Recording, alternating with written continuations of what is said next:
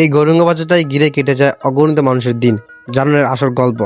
গ্রামের খুব পরিচিত ও গুরুত্বপূর্ণ একটি জায়গা গৌরঙ্গ বাজার।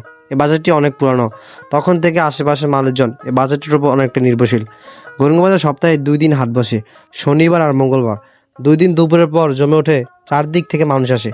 কেউ আসে পণ্য বিক্রি করতে, কেউ আসে কেনাকাটা করতে। এই বাজারের বড় বৈশিষ্ট্য হলো স্থায়ী কৃষকরা তাদের জমিতে ফলানো পণ্য নিয়ে আসে এখানে। তাজা শাকসবজি, মৌসুমি ফল, ঘরে তৈরি নানা জিনিস সবকিছুই মিলে এই বাজারে। পণ্যের দাম তুলনামূলকভাবে অনেক কম আর মানে বেশ অনেক ভালো। এছাড়া বাজারে প্রতিদিন বিক্রি হয় নানা ধরনের টাটকা মাছ, পাঙ্গাস, ইলিশ, রুই, কাতলা, চিংড়ি, আরও অনেক প্রজাতির মাছ।